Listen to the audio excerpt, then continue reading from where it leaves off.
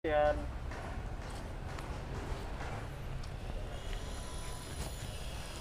Assalamualaikum warahmatullahi wabarakatuh. Salam sejahtera, Om Swastiastu, Namo Buddhaya, salam kebajikan. Selamat datang para siswa baru SMA Negeri Kota Jambi tahun pelajaran 2021-2022. Selamat bergabung dengan keluarga besar SMA Negeri 3 Kota Jambi. Anda merupakan siswa-siswa terpilih yang masuk ke sekolah ini. Luar biasa. Selamat bergabung. Namun sebelum kalian bergabung secara resmi, kita akan mengadakan yang namanya orientasi atau pengenalan. Nah, kita sebut namanya masa pengenalan lingkungan sekolah. Selama 3 hari ke depan, kalian akan mengikuti orientasi ini. Kali ini bersama saya, Sutoyo SSMPD, kita akan berbicara tentang bagaimana berbahasa Indonesia yang baik dan benar. Nah, seperti apakah cara berbahasa Indonesia yang baik dan benar, dan bagaimana penggunaan kebahasaan di SMA Negeri 3 Kota Jambi? Mari kita simak video berikut. Selamat mengikuti. Halo, selamat datang para siswa baru SMA Negeri 3 Kota Jambi tahun pelajaran 2021-2022. Jumpa lagi dengan saya, Sutoyo SSMPD, pada masa pengenalan lingkungan sekolah atau MPLS SMA Negeri 3 Kota Jambi tahun pelajaran 2001-2002 pada Juli 2021. Kali ini saya akan membahas tentang berbahasa Indonesia yang baik benar. Dalam hal ini konteksnya nanti adalah di sekolah. Kita mulai dari yang pertama adalah apakah bahasa itu penting? Ya, saya percaya bahwa sebagian kalian akan membahas bahwa penting, Pak. Mengapa bahasa itu penting? Mari kita lihat dari fungsinya. Jadi bahasa bukan hanya bahasa Indonesia ya, bahasa secara umum kita bicara dari umum ke khusus nanti. Secara umum bahasa itu ada fungsi umumnya dan ada nanti fungsi khususnya. Untuk fungsi umum, yang pertama adalah sebagai alat komunikasi. Sudah pasti, mau bahasa apapun, kita pasti akan berkomunikasi dengan menggunakan bahasa apapun. Baik itu bahasa verbal, seperti bahasa Indonesia, bahasa Inggris, bahasa Jepang, atau bahasa-bahasa yang lainnya. Nanti di SMA 3 Kota Jambi ada mulok bahasa asing lainnya, yaitu bahasa Mandarin dan juga bahasa Jepang. Selain bahasa asing berupa bahasa Inggris yang biasa ya. Dan juga tentu saja bahasa Indonesia. Nah, fungsi umum bahasa itu yang pertama sebagai alat komunikasi. Kita bayangkan kalau tidak ada bahasa sebagai alat komunikasi, maka kita akan kesulitan untuk berkomunikasi antara satu dengan yang lainnya. Yang kedua sebagai alat berekspresi. Pernahkah kalian mendengar ekspresi ketika gini? Orang sedang marah, sedang bahagia, menyatakan suka atau mencintai lawan jenis misalnya. Atau juga mengungkapkan rasa kesal, marah, senang, gembira, bahagia, terima kasih, dan lainnya. Tentu saja itu adalah bagian dari ekspresi. Misalnya kalau kita mengucapkan terima kasih dengan tulus, itu berbeda dengan ketika orang bermarah. Ekspresinya juga berbeda. Intonasi bahasa yang keluarnya juga berbeda. Yang ketiga sebagai alat berinteraksi. Nah, kalau tadi komunikasi berinteraksi yang hampir bersamaan ya. Berinteraksi artinya ada proses berinteraksi antara satu orang dengan orang lain. Seperti kalian nih, kalian nanti saling mengenal mungkin dari SMP yang berbeda kan. Belum tentu kita dapat teman di SMA 3 dari SMP yang sama. Mungkin nanti kalian akan bertemu dengan teman-teman baru dari SMP yang berbeda, dari alamat yang berbeda juga, dari tempat tinggal yang berbeda pastinya nanti ya. Artinya kamu akan menjadi lebih kaya. Bagaimana kalau kalian bertemu teman baru ternyata tidak menggunakan bahasa? Nah, bingung. Bagaimana kamu akan tahu akan berteman, mendapatkan baru kalau tidak menggunakan bahasa? Yang keempat, sebagai adaptasi sosial. Ya, ini biasanya kalau kita berada di tempat yang baru. Seperti nanti kalian begitu masuk SMA 3, tentu saja suasananya akan berbeda dengan sekolah kalian sebelumnya di SMP atau MTS. Nah, dengan bahasa kalian akan nanti beradaptasi, ya, baik itu dengan sesama teman maupun dengan guru, dengan pegawai tata usaha, dengan kepala sekolah dan lain-lainnya. Pokoknya semua warga sekolah ya istilahnya, ya. Nah, kemudian secara khusus bahasa itu penting karena mempunyai fungsi khusus yang pertama sebagai alat untuk menyampaikan, untuk berseni ya, menyampaikan ekspresi seni, misalnya sastra seperti puisi, menulis cerita pendek, drama, dan lain-lain. Bayangkan jika tidak ada bahasa, tentu saja tidak ada bahasa yang indah, bahasa yang halus, sehingga menyebabkan orang lain itu menjadi suka begitu ya. Misalnya orang merayu gitu. Nah, merayu itu juga sudah kalau tidak ada bahasa itu gimana itu? Dengan merayu kan orang akan senang begitu ya. Bahasanya lembut. Yang dirayu pun akan merasa wow, terbang ke langit kesekian. Kemudian fungsi khusus yang kedua adalah mempelajari naskah kuno. Nah, kita hidup saat ini itu sebagian sudah dimulai dari kehidupan sebelumnya. Maksudnya gini loh, kita sekarang menjadi anak dari orang tua kita. Artinya orang tua kita itu sudah ada juga pada saatnya itu seusia kita juga kan. Mereka mempunyai orang tua juga, yaitu nenek kakek kita. Artinya apa? Sama dengan kehidupan ini, tidak tiba-tiba muncul, tetapi ada prosesnya. Kalau kamu belajar sejarah itu udah namanya zaman prasejarah, ada zaman batu, zaman apa. Nah, kemudian mulailah masuk zaman sejarah, yaitu zaman ketika orang mengenal tulisan. Nah, tulisan zaman dahulu dengan zaman sekarang tuh berbeda. Kalau kita masuk sekarang pakai seperti ini ya, tulisan ini A, B, C, D, E, bahasa Latin ya, aksara Latin maksudnya. Nah, di beberapa daerah itu ada aksara yang berbeda, seperti aksara Jawa kuno, Melayu, aksara Incung ya kalau di Kerinci ya itu ya. Kemudian juga aksara-aksara yang lain. Kalau di kota Jambi ini biasanya dulu namanya Melayu Arab ya, Arab Melayu. Arab Melayu. Jadi tulisannya Arab, bahasanya itu Melayu, Melayu kuno pula biasanya. Nah, kalau kita tidak bisa mempelajari naskah kuno tadi ya, kalau kita tidak bisa memiliki kemampuan berbahasa, terutama bahasa-bahasa kuno, maka kita juga tidak akan tahu apa kisah yang tersimpan dalam naskah kuno itu. Itulah para ahli sejarah hebat sekali, mereka mampu mempelajari bahasa kuno juga ya. Dan yang ketiga adalah fungsi khususnya adalah eksploitasi ilmu pengetahuan dan teknologi. Seperti yang kita belajar sekolah. Nah, kita belajar sekolah itu sebenarnya bagian dari eksploitasi ilmu pengetahuan dan teknologi.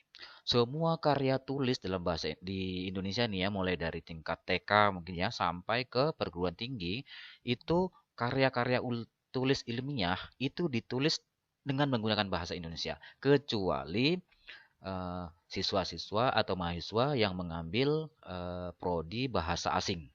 Misalnya bahasa Inggris itu skripsinya atau karya ilmiahnya ditulis dengan bahasa Inggris. Kalau sastra Jepang ya itu tulis bahasa Jepang dan sebagainya. Tapi untuk prodi-prodi umum itu wajib menggunakan bahasa Indonesia sebagai sarana eksploitasi ilmu pengetahuan dan teknologi.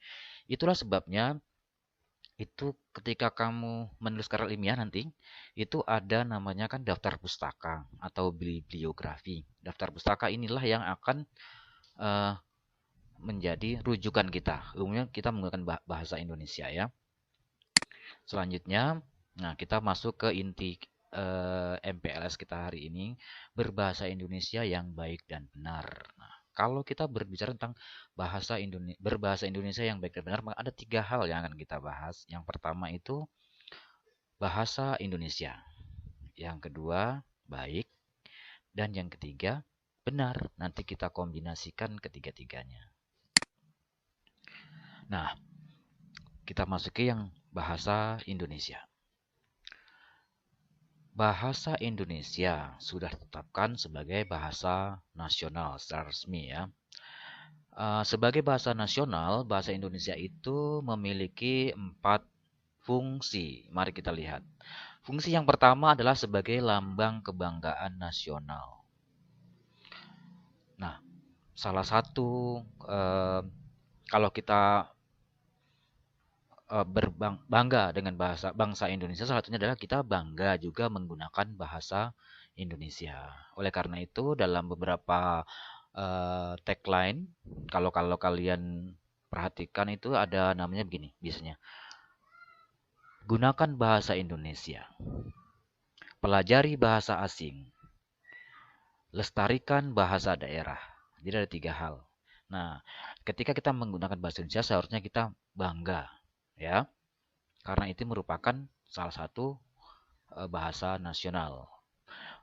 Banyak loh bangsa lain yang ternyata bahasa nasionalnya itu bukan bahasa yang ada di asli bangsa tersebut. Eh, Misalnya ada bangsa tertentu, karena banyak suku bangsanya, maka dipakailah bahasa Inggris sebagai bahasa resmi nasional.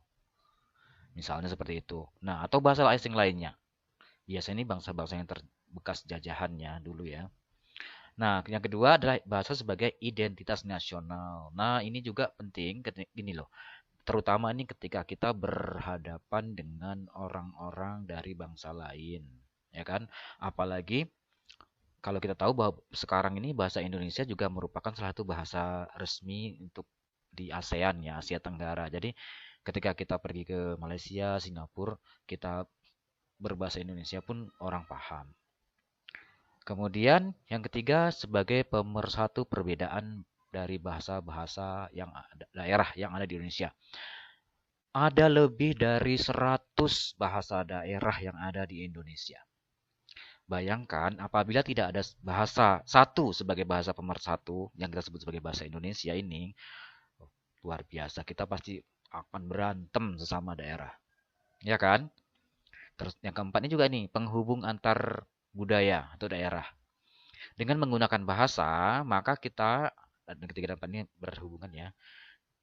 Ketika kita menggunakan bahasa Indonesia, maka saya yakin untuk saat ini semua suku bangsa Indonesia, suku bangsa yang ada di Indonesia itu memahami bahasa Indonesia. Jadi tidak perlu ada curiga, tersinggung dan akhirnya berantem, akhirnya bertikai atau terjadi disintegrasi bangsa. Nauzubillahiminzalik. Mudah-mudahan jangan ya. Nah, ini bahasa Indonesia sebagai salah satu bahasa untuk menyatukan, untuk mengurangi kemungkinan terjadinya pergesekan-gesekan horizontal yang terjadi di masyarakat. Karena kita sadari bahwa bangsa Indonesia ini terdiri atas berbagai macam budaya, etnis, suku bangsa, bahasa daerah. Nah, oleh karena itu dengan adanya bahasa Indonesia, maka kita bersyukur kita bisa terhindar dari disintegrasi bangsa.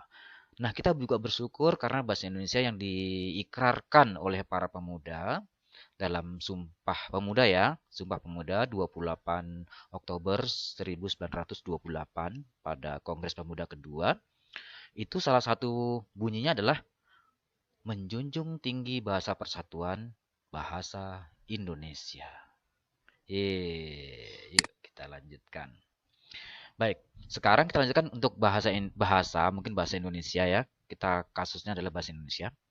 Bahasa Indonesia itu kalau saya analogikan adalah sama dengan pakaian. Kok bisa? Yuk kita lihat. Bahasa itu secara umum kan ada dua nih. Ada bahasa resmi dan bahasa tidak resmi atau bahasa formal dan bahasa non formal. Pakaian pun demikian. Ada pakaian formal, kalau bahasa Inggrisnya itu formal wear, ada juga pakaian informal atau pakaian tidak resmi. Nah, ketika kita menggunakan bahasa, sepertinya ada hubungannya dengan pakaian juga ya. Mari kita lihat ya. Umumnya bahasa Indonesia resmi itu dipergunakan ya dengan kita menganalisis tempat, kemudian jenis yang dipergunakan dan juga lawan bicara. Misalnya kalau bahasa resmi kan biasanya dipergunakan pergunakan di tempat kerja, seperti kantor, sekolah, instansi, baik swasta maupun pemerintah, dan lain-lain. Tentu jenis bahasa yang dipergunakan adalah bahasa resmi atau bahasa formal.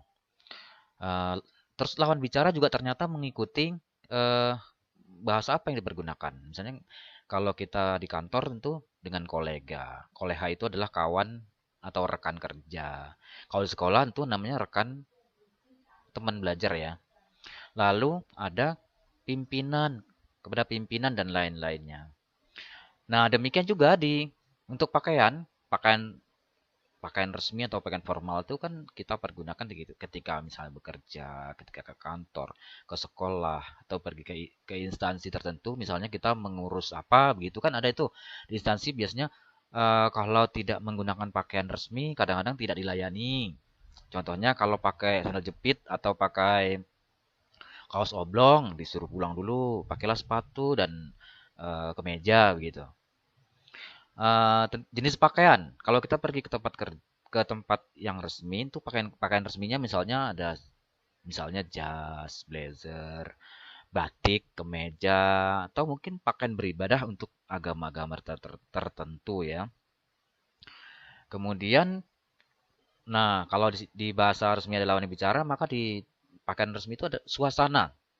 Nah, suasana di tempat kerja biasanya formal, sedikit agak kaku atau tegang karena memang nggak mungkin lah hahi dengan pimpinan ya kan. Jadi suasananya menjadi formal dan sedikit tegang. Sedikit, jangan terlalu tegang. Nanti stres. Oke, kemudian lanjutkan untuk bahasa yang tidak resmi. Untuk bahasa tidak resmi, jenis bahasanya nih biasanya bahasa gaul. Apalah, gitu ya.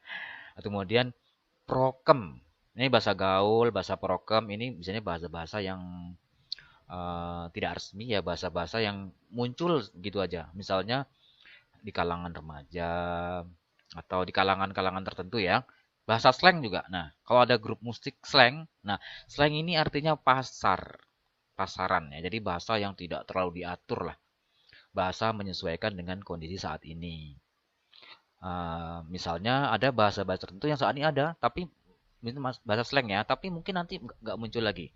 Seperti sebelumnya ini ada muncul misalnya miapa, cius. Nah, itu kan kata serius, demi apa. Nah, itu nanti sekarang udah nggak muncul lagi, padahal baru beberapa tahun yang lalu ada. Sekarang tidak ada. Kemudian bahasa resmi tempatnya ya biasanya selain di tempat yang resmi tadi, bisa di rumah, di pasar, di tempat umum, di jalanan, di stasiun, di mana lagi semuanya. Di terminal, di tempat apa namanya? Tempat pusat perbelanjaan dan lain-lain.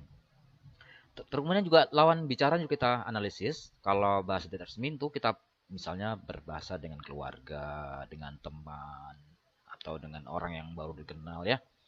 Lalu kalau pakaian tidak resmi juga gini, jenis pakaiannya misalnya pakaian santai, baju tidur, pakaian olahraga, pakaian pantai dan lain-lain.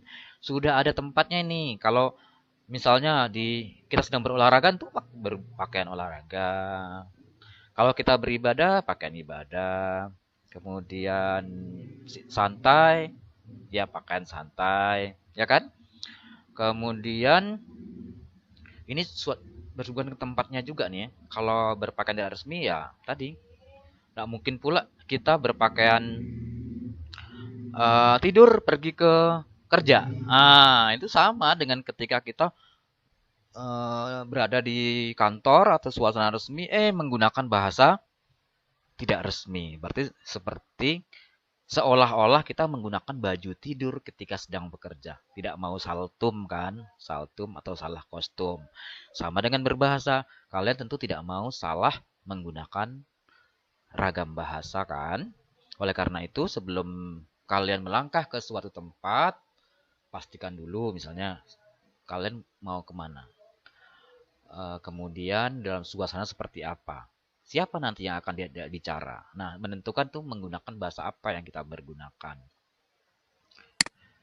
Nah, oleh karena itu, berdasarkan yang kita bahas sebelumnya, maka muncullah 4 hal ini yang kita bicarakan. Yang pertama tuh berbahasa Indonesia yang baik dan benar. menggunakan bahasa Indonesia baik dan juga benar. Yang kedua, berbahasa Indonesia yang baik namun tidak benar. Yang ketiga, berbahasa Indonesia yang tidak baik namun benar. Dan yang keempat, berbahasa Indonesia yang tidak baik dan juga tidak benar. Wah, ini parah sekali. Yuk kita lihat sedikit-sedikit aja ya. Untuk berbahasa Indonesia yang baik benar, biasanya ini bahasa yang dipergunakan, misalnya bahasa secara tertulis di dalam karya ilmiah, atau bisa juga di dalam suasana normal formal lainnya, misalnya rapat kenegaraan, atau di sekolah itu kegiatan misalnya rapat OSIS, kalau untuk kalian nanti ya. Karena itu tempatnya formal, jadi kita menggunakanlah bahasa Indonesia yang baik dan benar. Jadi kalau tempat suasananya formal, tempatnya formal, orang-orang udah berpakaian formal, masa kita mau menggunakan bahasa yang tidak formal, artinya kita akan salah, sama dengan salah kostum. Nah. Yang kedua, berbahasa Indonesia yang baik namun tidak benar. Nah, ini misalnya seperti ini. Kita menggunakan bahasa kita sudah menganalisis tempatnya ini. Kita menggunakan bahasa prokem misalnya ya. Bahasa prokem tadi itu bahasa slang itu di mana? Di pasar. Kan udah benar tuh. Maaf, sudah baik. Sudah baik. Sudah sesuai dengan kondisinya. Namun kan yang kita gunakan tidak benar. Nah, kenapa tidak benar? Dalam bahasa Indonesia dikatakan benar itu apabila sesuai dengan Kamus Besar Bahasa Indonesia dan juga Pedoman Umum Ejaan Bahasa Indonesia. Kalian boleh mengunduh nanti di Play Store untuk pengguna Android atau di App Store untuk pengguna iOS. Itu gratis dan bisa digunakan secara luring, luar jaringan. Yaitu yang pertama saya ulangi, yang pertama adalah KBBI 5. KBBI atau Kamus Besar Bahasa Indonesia. Yang kedua adalah PUEBI, Pedoman Umum Ejaan Bahasa Indonesia. Selanjutnya, bahasa Indonesia yang tidak baik namun benar. Nah, ini biasanya misalnya kita berada di pasar atau lagi nongkrong bersama teman-teman di pusat perbelanjaan, minum kopi begitu. Nah, kita menggunakan bahasa Indonesia yang baik dan benar. Namun akan menjadi agak kurang baik karena tidak sesuai dengan apa namanya tadi? Suasananya ya. Nah, seperti itu.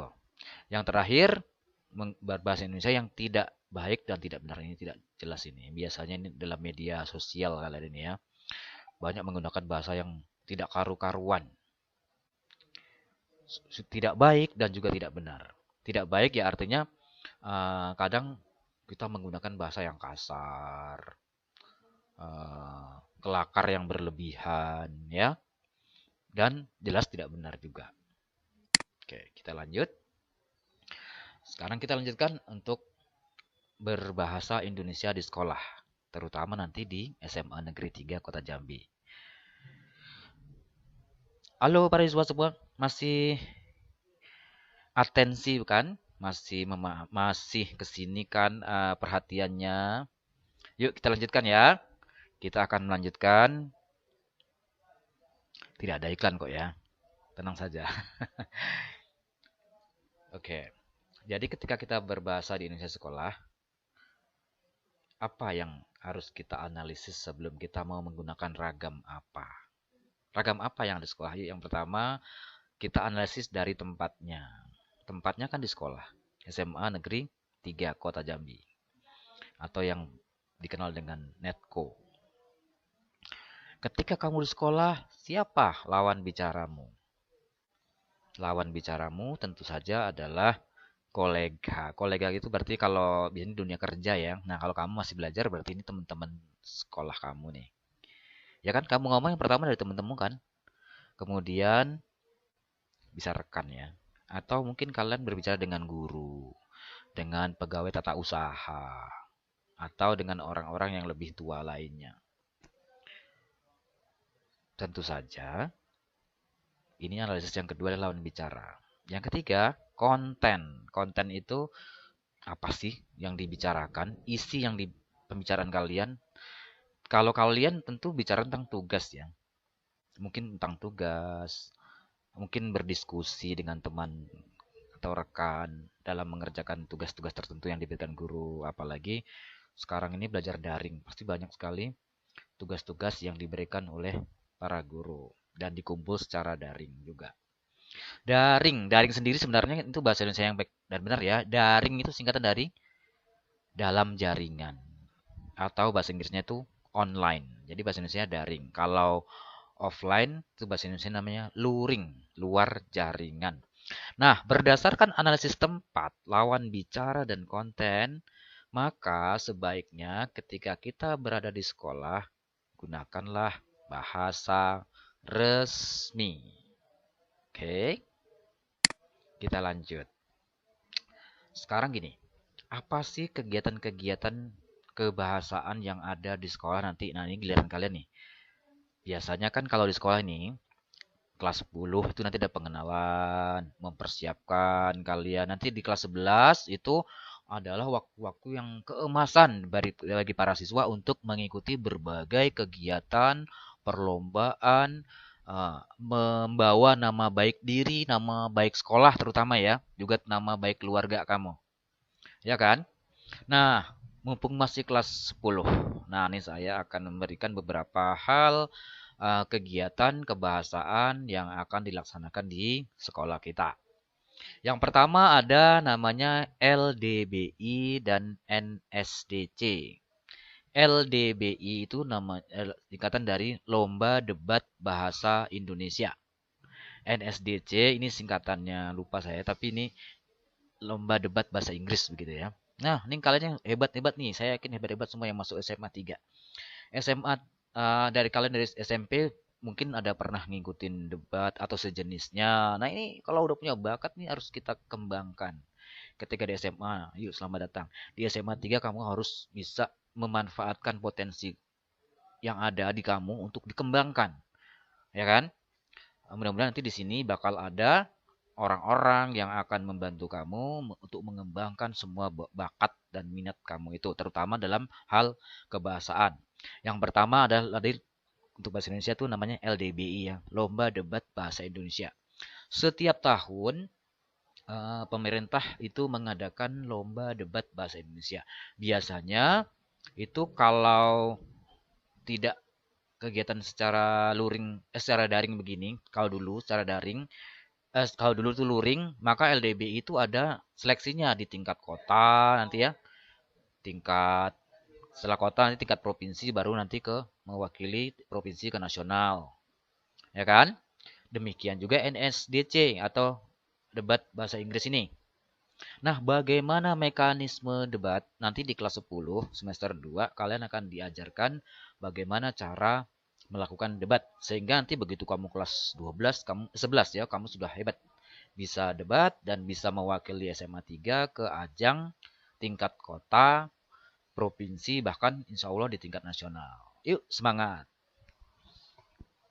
Selanjutnya, kegiatan-kegiatan kebahasaan lainnya adalah kegiatan FLS 2N. Ini biasanya penggunaan kebahasaan yang berhubungan seni ya. FLS 2N, Festival Lomba Seni SMA Nasional. Yaitu biasanya itu ada cipta puisi, kemudian baca puisi, ada juga drama yang berupa monolog ya. Dan ada yang lain-lainnya juga. Selain kebahasaan itu ada namanya ada tari, ada gitar solo, vokal solo, putra putri, ada lomba poster juga, poster berhubungan bahasa juga ya, poster, kemudian film pendek dan lain-lain, masih banyak. Jadi ada banyaklah kegiatan kebahasaan yang muncul di sekolah. Nah, bagi kalian yang sudah punya minat dan juga bakat dari SMP, yuk jangan disia-siakan. Mudah-mudahan nanti kita ketemu dan kita bisa mengembangkan bakat kamu ya. Oke, selanjutnya untuk kebahasaan itu masih ada mading, majalah dinding. Nah, ini saya kira ini hal yang normal. Saya kira di SMP kalian masing-masing, SMP, MTS kalian masing-masing ada yang sudah membuat mading. Bahkan mungkin sudah pernah menjadi pimpinan mading di sekolahnya ya. Nanti kita belajar namanya reportase. Reportase itu bagaimana membuat laporan atau berita dari kegiatan-kegiatan yang ada di SMA 3. Nah, kita reportasekan atau kita laporkan dalam bentuk berita di majalah dinding. Kemudian bisa juga di majalah atau di media cetak ya. Jambi Independen, Jambi Express dan lain-lain. Bisa loh. Nanti kita bantu jika kalian punya minat yang besar ya. Termasuk juga puisi, cerpen, artikel lain kan bisa kita tempel di dinding kita.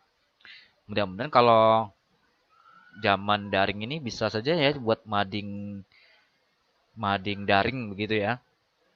Kalau sama ini madingnya kan mading tempelan ya.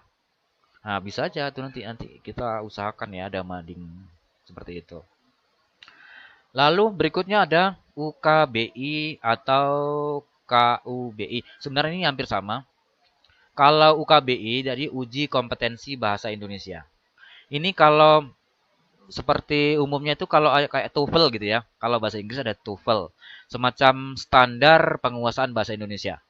Nah, ini yang mengadakan biasanya itu kantor bahasa, kantor bahasa. Kemudian kalau KUBI juga hampir sama ya, kemampuan umum berbahasa Indonesia. Biasanya sih para penggiat bahasa Indonesia begitu. Jadi di luar pemerintahan. Kalau UKBI biasanya resmi dari kantor bahasa. Kalau yang di Jambi itu di Telanai depan SMA 5 itu loh. Ya.